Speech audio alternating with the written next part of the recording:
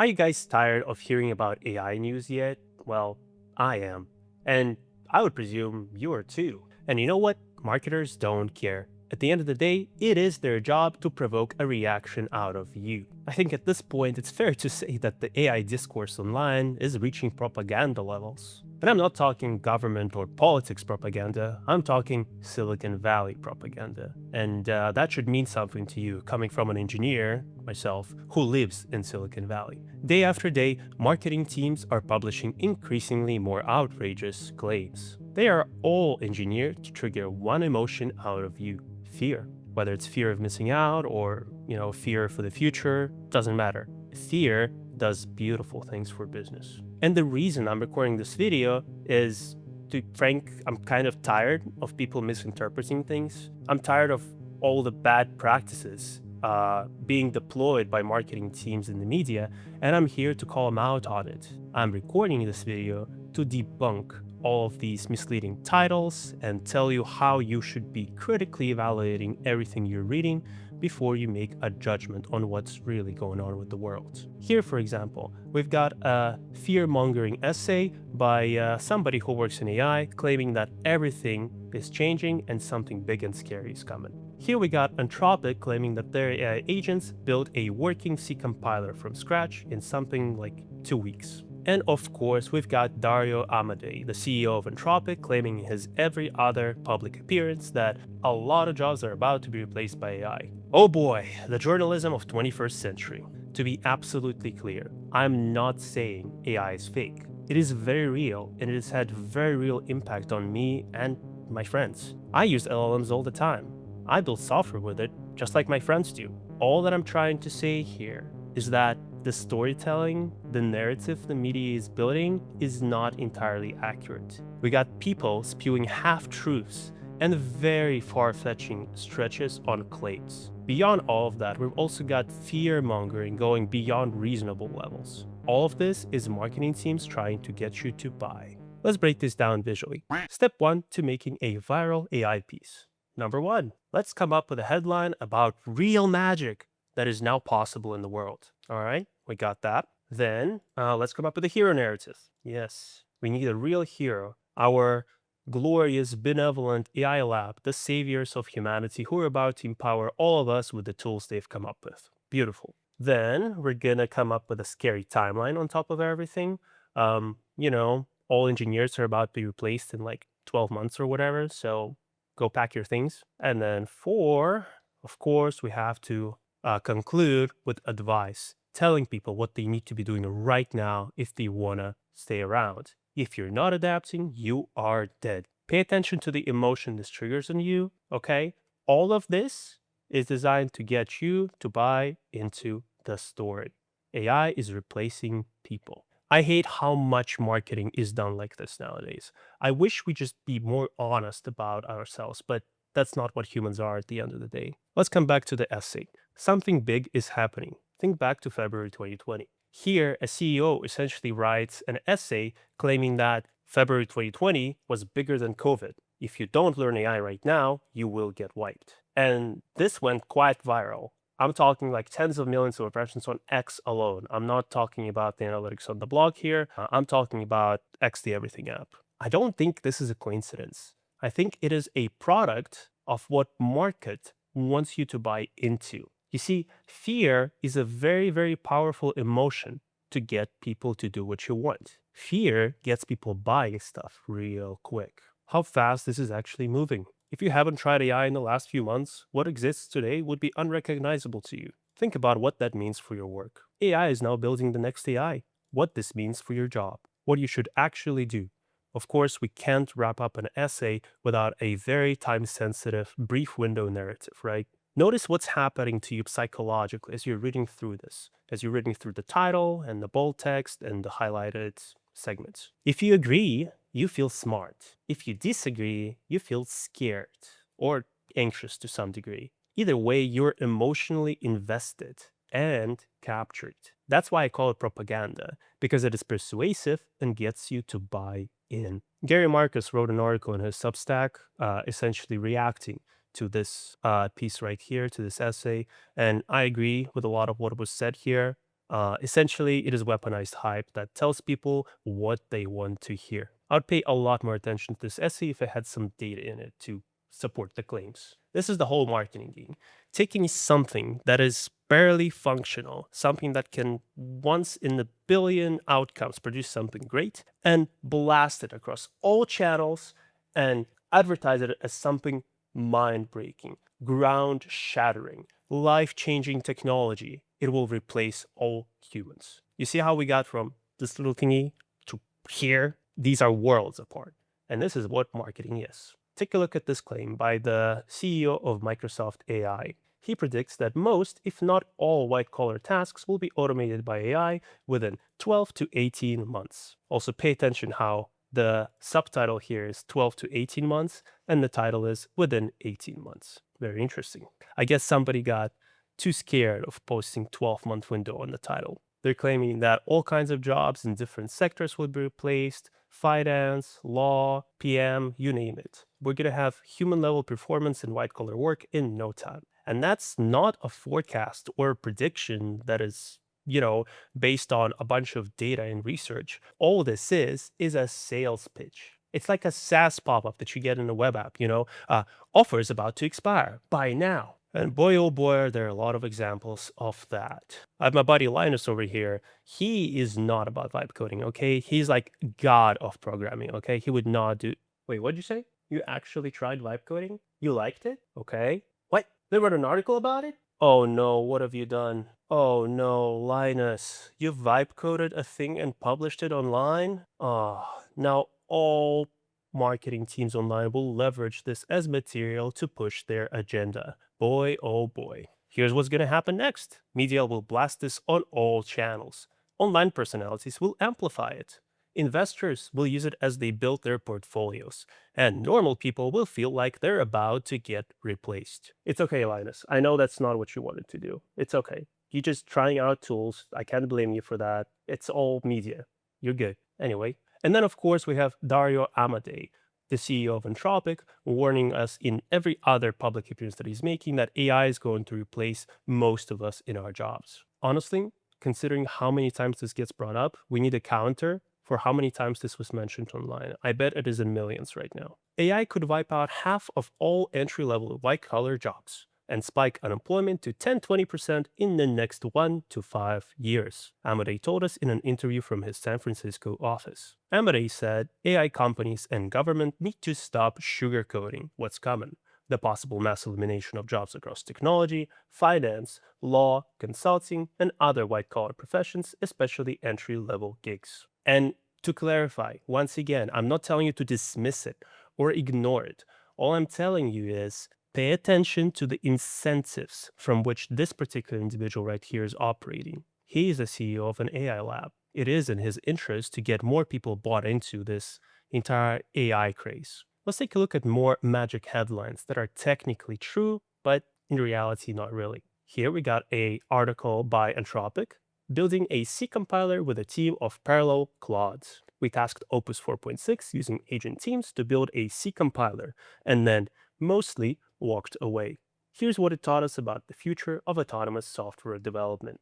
TLDR, we got over 2,000 Claude Code sessions that were spun up, $20,000 in API costs being spent because, of course, it was on pay-per-use model here. And the agent team produced over 100,000 lines of code compiler that is capable of building Linux 6.9 on 32-bit, ARM, and RISC-V. There's a lot of interesting pieces on how they ran the agents and what they learned from running them in the parallel. If you're an engineer, I do recommend you check it out. And to their credit, they are calling out the limitations of the software that was produced. It does calls out to GCC, it does not have its own assembler and linker, it is buggy, and it is not a drop-in replacement.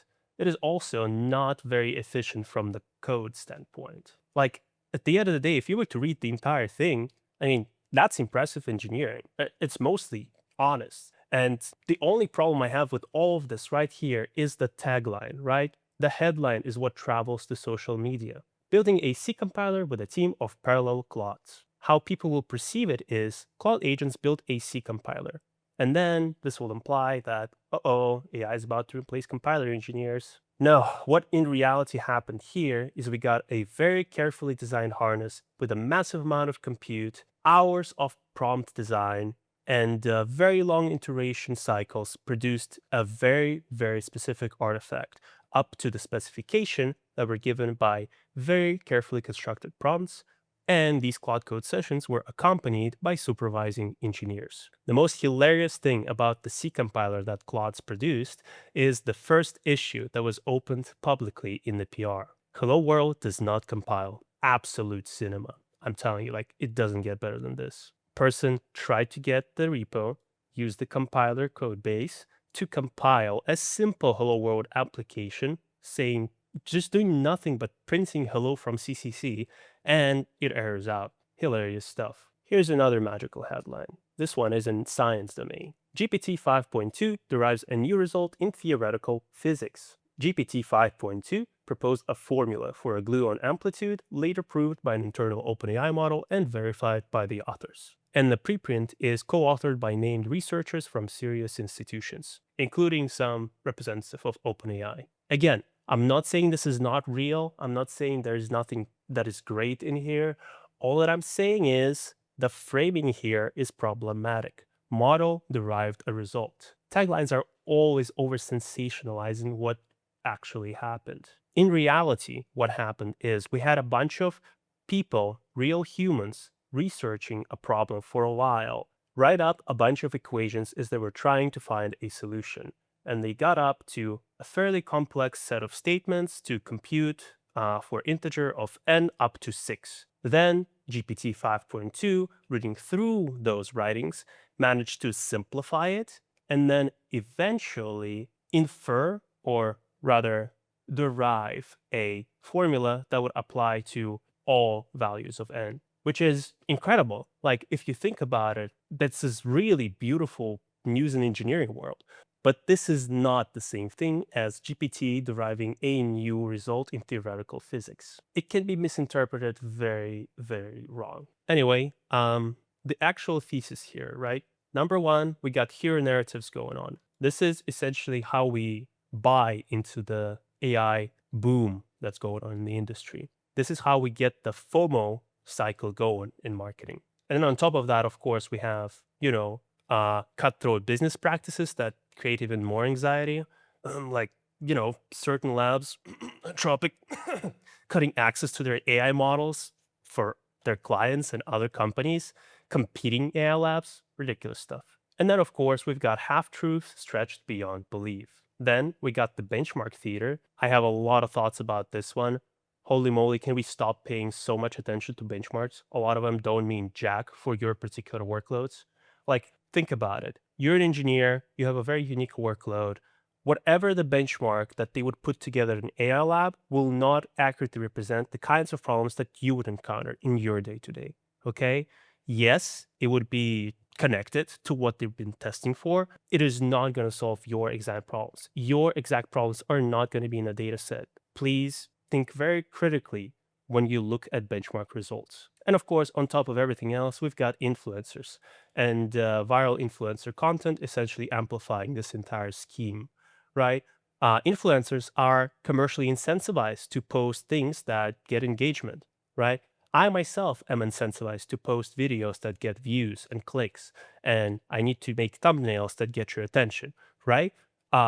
Essay by Matt Schumer. His X article did 40 to 50 million impressions. The payout on that ad share revenue from X would be pretty significant. And all I'm saying here, this is not accidental. It's all part of a big business strategy. And look, I'm not saying that the people who are running these AI labs or people who are working at these companies are evil. I'm not saying that. All I'm saying is it's not about the individuals that are in these companies, it's about the systems that are put in place and are essentially creating such companies. The system rewards whoever controls the story. Whoever writes the narrative has the power of outcomes. If you're an AI lab, you need attention, distribution, talent, enterprise deals, and regulatory positioning so that you don't just sell a useful thing, you sell the future. Because the future is worth a lot of money, right? You want to know what's coming. You want to be ahead of everybody else. Otherwise, you'll be falling behind. Maybe we need better education, like very basics of what's going on in the industry, right? First things first, an agent, this is just a loop running over an LLM, okay? We got a while, true, call, LLM, whatever. This will be very simplistic structure to demonstrate what's going on, okay? It's a continuous loop. Instead of true here, we will have an exit condition. Whenever a result is achieved or a validation metric is up to a certain value, okay? And then on top of all of this, we throw in tool calls, we throw in context management, sessions, etc. We throw in retries, task queues, permissions, evals, logs, and human in the loop cycles, right? Now, congratulations, you understand what an agent is. You can build one for yourself. Go build one. I think it would also be useful if you were to know what a large language model is. If you don't know what it is, please go learn about it. It is essentially a machine learning model created to predict the next word you want to hear. Okay. It was originally produced as an approximator of what's the next thing that we're supposed to get. Okay. Maybe I'm oversimplifying it, but for the sake of this video right here and explaining what it is and how it works, I think it is sort of true at the foundation. Don't worry, I'll make a video with a deep dive explaining how LLMs work from the very ground up and to the very modern topics. Anyway, we got an LLM, we threw it in our loop, boom, we're done. We built an AI agent. Now you know how AI agents are working. Go build some. I can go and spin up an open code session right now. And if I didn't have over a decade of experience of writing code, building software, I wouldn't know what to do with it, right? I would just throw a bunch of non-concrete prompts that would mean nothing. That would essentially make the LLM produce a bunch of garbage that cannot be used for anything at all. Here we go. This should work for the purpose of demonstration. Build me a really great software product. Make it worth billions of dollars and then make no mistakes, right? What's going to happen when I run this in my model? I'm going to get garbage. I'm not going to get anything up to the specification. Now the models got good enough that they would actually ask the user questions to help the user understand what it is they want and arrive at a somewhat respectable specification. But chances are you're still not going to end up with a great product. Okay. And this is the part that marketing never shows. All these tools are doing are powering up people who are capable professionals. Okay. It's the first 80% of the job now that is defining the specification, coming up with an idea of what it is you're trying to achieve. Get a very clear idea of what you're doing. So, writing code is now a very minuscule part of the job, right? It's the first critical few percent where you're defining the systems design, you're composing the environments, you're ensuring you have properly configured permissions, you have implicit context for the models, you've considered all the weird edge cases and essentially accept on top of everything else the cost of being wrong because LLMs being non-deterministic models, you're not shipping all the code yourself, you are giving up some control at a sacrifice for speed. So no, this thing with these kind of prompts is not going to replace you. All it's doing is it's essentially making it more important for humans to understand what it is they want to be done. So at the end of the day, this is the part that humans do. They come up with a specification and do all the heavy lifting on designing the systems. If the humans supervising the model are competent, they will carefully supervise the outputs on every iteration. And the moment the LLM is even thinking of making a wrong move, an engineer will interfere to steer it into the right direction. And then rinse and repeat. To summarize, if you're a professional who is concerned with being replaced by an AI or whatever, instead of spending your energy on being concerned, go and learn about the damn thing. Go learn how to use the tools that are getting all your peers ahead of you and start using them aggressively. If you're in AI lab, please, can we just chill and get a little bit more reasonable in how we do marketing on our AI product? Because at this point, we're risking of polarizing society beyond reasonable beliefs. Anyway, thanks for tuning in to my rant. Please be very careful as you're reading information online, verify everything you read, and pay very close attention to the sources. With that said, thank you for watching. I'll see you around.